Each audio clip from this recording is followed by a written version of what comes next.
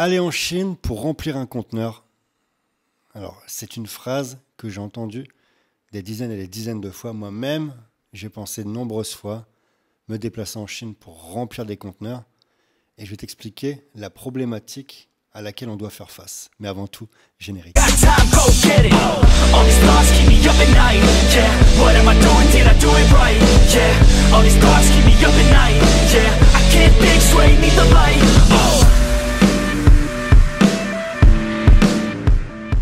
Tu ne me connais peut-être pas, je m'appelle Fabien Dessin, je suis importateur depuis maintenant 15 ans, j'ai fêté ça il y a quelques semaines. Je suis spécialisé dans le commerce de gros et je suis également conférencier. Alors j'ai entendu, comme je t'ai dit, de nombreuses fois de la part de personnes, de partenaires, de clients, d'amis. Et moi-même, comme je t'ai dit, on part en Chine pour faire un conteneur. Alors c'est pas aussi facile que ça. Je te le dis sincèrement, j'ai pensé 3 ou 4 voyages à chaque fois. Je me disais, je pars avec mon argent, je vais faire les conteneurs. Comme ça, quand je décolle à mon retour de France, la marchandise sera en train de partir en mer. Sur papier ou dans la tête, ça semble facile. Mais en fait, c'est beaucoup plus facile à penser qu'à faire, tout simplement. Il y a une problématique principale, c'est le temps. Alors pourquoi le temps, je vais t'expliquer. Les usines en Chine travaillent à flux tendu. Je ne vais pas t'expliquer dans cette vidéo ce qu'est le flux tendu, comment fonctionnent les usines en Chine, parce que j'ai prévu de te faire spécialement une capsule sur le sujet. Alors, je vais vraiment survoler la chose. C'est flux tendu, donc il n'y a pas de stock. Donc, si tu es intéressé par de la marchandise, tu vas devoir attendre d'entrer dans le planning de production. Parce qu'il est important de comprendre que tu es importateur, je suis importateur, mais nous ne sommes pas les gros acteurs de ce business. Les gros acteurs sont aux États-Unis, je pense à Walmart, qui utilisent la Chine réellement comme leur usine, quoi. Tout est produit en masse. Donc quand tu es dans le business en général, tu es face à des poids lourds de l'import. Ce qui veut dire que les usines ont déjà des clients, ils ont déjà un planning de production. Donc en fait, dès que tu vas avoir trouvé ton produit, négocier ton produit avec une usine, tu vas devoir entrer dans le planning, comme je viens de te dire. En général, c'est de 30 à 60 jours. Tu peux trouver des usines qui vont te dire, nous on commence la production dans 15 jours. C'est vraiment le minimum. Et c'est une usine qui ne va pas avoir beaucoup de business, chez qui les importateurs ne vont pas, donc ce n'est pas forcément ce qui sent le meilleur. Donc tu es face à cette problématique. Tu ne peux pas te retrouver du jour au lendemain à avoir ta marchandise qui se fait fabriquer. Surtout que tu vas généralement faire du branding, il va falloir personnaliser, il va falloir faire peut-être des modifications. Donc ça prend du temps, il faut organiser la chose. Ensuite, il y a une option, parce que tu n'es pas forcément obligé de travailler avec une usine. Par exemple, tu peux aller sur une foire détecter des produits, tu peux aller également sur des marchés, je pense au marché de Yiwu entre autres, où tu vas te promener et puis tu vas trouver des produits qui t'intéressent. Alors là, qu'est-ce qui va se passer ? C'est ce que les gens appellent « je vais acheter à droite à gauche ». Alors c'est quoi à droite à gauche ? Et tu prends chez plusieurs vendeurs des produits qui t'intéressent. Je l'ai déjà fait, parce qu'il y a des moments, il faut que tu comprennes que le semi-grossiste, c'est plus cher que le fabricant. Automatiquement, il y a un intermédiaire, je ne t'apprends rien. Mais parfois, j'ai déjà été obligé de travailler avec des semi-grossistes. Quand tu n'as pas les débits assez importants, je vais prendre un exemple. Dans tout ce qui était pièces détachées des motos que je vendais sur le marché, j'avais besoin parfois de câbles d'accélérateur, de câbles de freinage. J'étais obligé de travailler avec des semi-grossistes parce que les fabricants, chez qui il fallait passer commande, ils allaient te demander des quantités de 10 à 20 000 pièces minimum.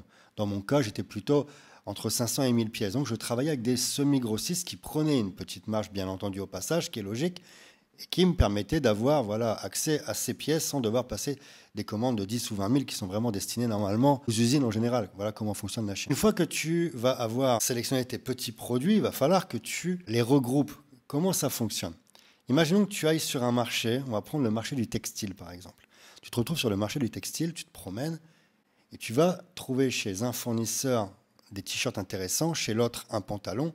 Donc tu vas regrouper. On va faire une somme pour que ce soit vraiment très simple à imager. Tu vas acheter 1 000 € de t-shirt à un fournisseur, 1 000 € de pantalon, 1 000 € de casquette à quelqu'un, 1 000 € de lunettes, 1 000 € de chaussettes, bref. En fait, tu vas avoir tout simplement 10 fournisseurs chez qui tu vas prendre entre 1 000 et 2 000 € de marchandises. Qu'est-ce qui va se passer à ce moment-là ? C'est pas tu vas chez le fournisseur et tu repars avec ta marchandise. Tu payes ton fournisseur, il te fait un bon comme quoi tu as payé avec le détail de ta marchandise et puis tu dois repasser la chercher quand elle va être livrée. Imaginons que tu arrives le matin chez tes grossistes, on va te dire de repasser le soir, voire demain. Donc il va déjà falloir, c'est encore le facteur temps et le facteur d'organisation, il va falloir que tu regroupes tout le monde. Parce qu'il va falloir que tu ailles chercher chez tes 10 fournisseurs les 10 commandes. Et après, qu'est-ce que tu fais avec ces 10 commandes? Tu ne vas pas les amener à ton hôtel, tu ne vas pas non plus les prendre sous le bras. Il faut que tu déjà aies organisé au minimum un petit camion, un petit chauffeur qui va venir prendre avec toi toute la marchandise et l'amener à un point de livraison. Parce que tu ne vas pas l'amener directement chez le transitaire, à moins que tu aies un rendez-vous avec lui, à moins que ce soit ton transitaire qui gère cette option, mais ça va avoir un coût. Et puis, tu vas laisser des colis chez le transitaire sans pouvoir aller jeter un œil, quoi. Donc, tu as l'option, c'est de trouver un lieu de stockage pour aller y mettre tous les colis que tu vas avoir choisis, toutes les commandes que tu vas avoir sélectionnées.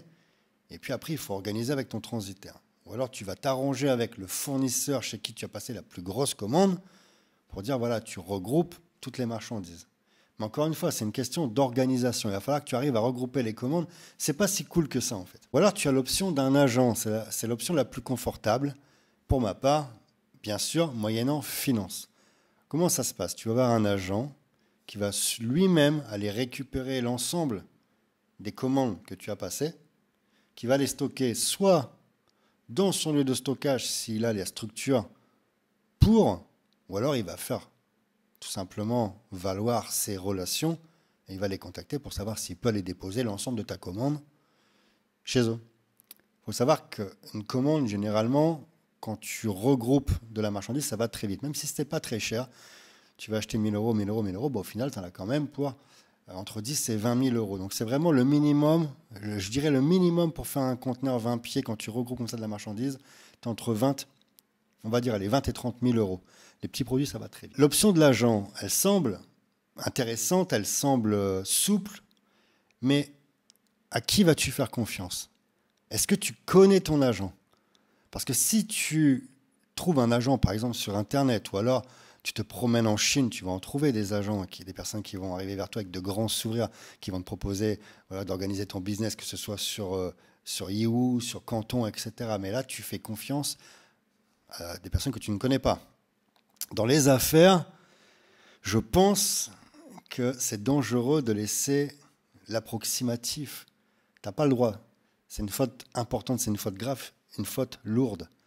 Tu es importateur, tu es entrepreneur, tu n'as pas la place pour le bricolage, en fait. L'amateurisme n'a pas sa place dans les affaires. Donc, tu dois avoir un réseau, des personnes compétentes, des personnes de confiance, parce que tu vas quand même laisser de l'argent, une somme d'argent importante, que ce soit de toute façon 20 000 euros, 50 000, 1 million, un sou est un sou.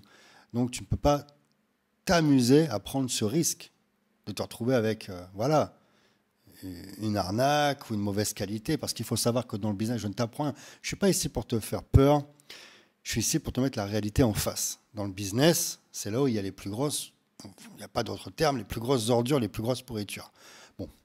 Peut-être pas, il y a la politique aussi, où tu as beaucoup de, peut-être même plus en politique. Mais dans le business, c'est là où tu as tous les requins. Il y a des gens super intéressants, il y a des mecs qui sont là pour t'aider, etc., avec qui tu vas pouvoir gagner de l'argent, avec qui tu vas pouvoir grandir. Et tu as des mecs à côté qui sont là pour te bouffer, pour essayer de te prendre tout ce que tu as, quoi. Ça, il faut vraiment le réaliser. On n'est pas dans un monde de bisounours, on est dans le business, quoi. Il y a du bon, il y a du mauvais, quoi. Donc, tu vas devoir faire confiance à un agent, parce que l'agent a des qualité, bien entendu, si tu trouves le bon agent, parce que l'agent peut regrouper toutes tes commandes et c'est très confortable parce qu'il peut également regrouper la facturation. S'il a une structure, s'il est dans le trading, il va te regrouper toutes tes factures. Parce que si tu te retrouves avec tes 10 fournisseurs chez qui tu as acheté la marchandise, tu vas avoir 10 factures différentes que tu vas donner à ton transitaire. Bref, c'est relou. Lui, ton agent va pouvoir regrouper les factures, te faire une seule proforma, en ajoutant bien entendu sa commission de 8, 10, 15%, ça dépend de toi comment tu négocies. Donc c'est très confortable. Parce que je me répète, travailler avec un agent que tu ne connais pas, chez qui tu vas laisser de l'argent, honnêtement, pars en week-end avec ta femme, tu vas dans un casino, tu prends 10 000, tu joues à la roulette, noir ou rouge, tu as autant de chances de gagner et que ça se passe bien qu'avec ton agent, quoi. Donc fais-toi plaisir, amuse-toi, prends des risques. Et puis voilà. Dans le business, je me répète, on n'a pas la place pour le bricolage, pas la place pour l'amateurisme, pas la place pour l'approximatif. Tout doit être carré. Il y a de l'argent en jeu, il y a des bénéfices en jeu, il y a peut-être même des succès en jeu. On doit carrer les choses. C'est beaucoup de personnes ont dans la tête de se dire, voilà, je prends un billet d'avion, je vais en Chine, je fais mon conteneur, et puis après je repars. Généralement, c'est pas possible, à moins que tu aies plusieurs semaines devant toi, voire, voilà, on va dire qu'en un mois et demi, c'est faisable. Moi, j'ai déjà laissé de l'argent, je suis déjà passé en Chine, avoir sélectionné tous mes produits, avoir passé commande de mes produits, et avoir attendu 1 mois et demi avant l'expédition de ma marchandise. Pourtant, tout était payé. Et quand j'expédie ma marchandise, il y avait même des choses qui n'étaient pas prêtes que je devais remettre dans un second conteneur. C'est pas, même si la Chine est super confortable, j'ai toujours tendance à dire que la Chine c'est un super pays, tu peux tout acheter, tu peux tout trouver pour ton magasin, que ça aille de la décoration de ton magasin, en passant par le panneau publicitaire, en passant par le stock de ton magasin, tu peux tout acheter. Tes cartes de visite, tes catalogues, etc. Tu peux tout faire, c'est ce que j'ai toujours fait là-bas. Mais c'est difficile de regrouper tout, de tout mettre à l'intérieur, à moins vraiment d'avoir le temps. C'est vraiment le facteur temps. Donc voilà, j'espère que cette vidéo va te servir. Si tu dois travailler avec des agents, j'ai une équipe sur place, j'ai une structure avec 3 agents sur place, mais il y a une problématique aussi, ça, vous êtes beaucoup à me contacter à ce sujet. Je ne peux pas traiter, c'est vraiment le minimum, mes agents ne peuvent pas travailler en dessous de 10 000 $. C'est vraiment une petite commande. En dessous de 10 000, on ne peut pas parce que voilà, ça demande beaucoup trop de travail pour pas grand-chose, je vais être clair avec vous. Et normalement, on est plutôt aux alentours d'un conteneur, aux alentours de 20 000. Quoi. Mais on peut, si c'est des commandes récurrentes, à partir de 10 000, travailler ensemble avec l'aide de mes agents. Si tu es intéressé, tout simplement, voilà, tu me mets un MP, tu mets un email, c'est dans la description, tu sais comment faire. Et puis peut-être qu'on aura l'occasion voilà, de travailler ensemble. Après, si tu veux visiter la Chine, je me répète, mais je vais t'en parler constamment, si tu es intéressé par le business et que tu veux gagner du temps, c'est-à-dire visiter les marchés, visiter les usines, visiter la foire de Canton, je mets en place un stage au mois d'avril. Il reste encore quelques places à l'heure actuelle. C'est un stage d'1 semaine où tu vas vraiment tout apprendre, te connecter, créer justement ce réseau où tu vas avoir des agents. Je vais te présenter mes agents. Tu vas pouvoir toi-même sentir, tu vas pouvoir discuter avec eux de tes projets, aussi des produits qu'eux-mêmes ont généralement dans leur catalogue. Tu vas pouvoir créer ton réseau, ce qui est le plus important. Ça n'a aucune valeur. C'est vraiment inestimable d'avoir un réseau. Après, tu as tes yeux, tu repars, tu es en contact avec moi et mes agents, tu as tes yeux et tes oreilles en Chine. C'est des choses qui coûtent des voyages et des voyages et des voyages. C'est une somme énorme si je devais additionner le coût que cela m'a coûté de pouvoir construire une équipe en qui j'ai totalement confiance. Donc voilà, je te dis à bientôt dans une nouvelle vidéo et n'oublie pas, ta réussite, tu la mérites. Dans le business, il n'y a pas de place pour l'approximatif. À très bientôt.